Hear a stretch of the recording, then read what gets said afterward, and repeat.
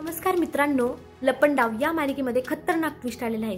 मित्रांनो, कान्हाने सखीला खूप मोठा धोका दिलेला आहे। मित्रांनो, तुम्हाला तर माहितीच आहे, आता इथे विकीने सखीला किडनॅप केले होते, मात्र कान्हाने सुखरूप तिला सोडून आणले आणि आधी सखीचे आता लग्न खूप थाटात पार पडत आहेत। सगळ्या विधी अगदी खूप छान पद्धतीने केल्या जात आहेत। सखीच्या गळ्यात मंगळसूत्र घालण्यापासून ते फेरे घेण्यापर्यंत सगळं काही इतकं व्यवस्थित आणि इतकं छान पद्धतीने पार पडत आहे। इकडे सखीच्या आईला म्हणजे खरी आई ती तेजस्विनी, जिला मनस्विनीने कोंडून ठेवले, म्हणजे सरकारने कोंडून ठेवले, ती विचारी देवाकडे प्रार्थना करत आहे, साईबाबांकडे, की ज्या मुलासोबत माझ्या सखीचे लग्न होते तो मुलगा प्रामाणिक असू दे। परंतु तिला काय माहिती, तो मुलगा प्रामाणिक नाही तर तो सखीला खूप मोठा धोका देणार आहे। परंतु या सगळ्या मागे कान्हाची काहीतरी मजबुरी आहे आणि त्याला सरकारचा बदला घ्यायचा आहे, म्हणून तो हे सगळं करत आहे। परंतु यात त्या बिचाऱ्या सखीचा काय दोष?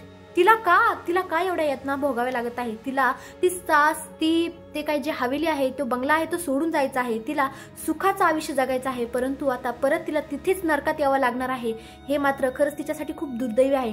कान्हा बिचारा मनात त्याच्या तळमळ चालू आहे, तिच्या गळ्यात मंगळसूत्र घालू का नको, तिच्या गळ्यात हार घालू का नको, कारण त्याला माहिती आहे मी हिला धोका देत आहे, मी हिच्यापासून सगळं काही लपवत आहे, हिला असं वाटतंय की मी प्रामाणिक आहे, मी विश्वासू आहे, परंतु मी हे सगळं फक्त माझ्या स्वार्थासाठी करत आहे, मला सरकारचा बदला घ्यायचा आहे। परंतु सखी या सगळ्यामध्ये भरडली जाते। मित्रांनो, त्या सखीचा काय दोष?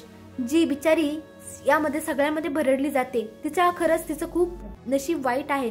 तिला परत त्याच कैद्यात, त्याच सरकारच्या जाळ्यात यायचं आहे, पुन्हा परत फिरून तिथेच यायचं आहे। परंतु तिला काय माहिती हे सगळं तिच्या नशिबात असं काय होतंय आणि कान्हा खरंच आता सखीच्या नजरेतून पडणार का, तो झुकणार का? कारण कान्हाने सखीसाठी एवढं सुंदर मंगळसूत्र बनवलं, परंतु आता सखी काय विचार करणार कान्हाबद्दल? काय वाटतं, सखी कान्हाला माफ करू शकेल का? कमेंटमध्ये नक्की सांगा। धन्यवाद।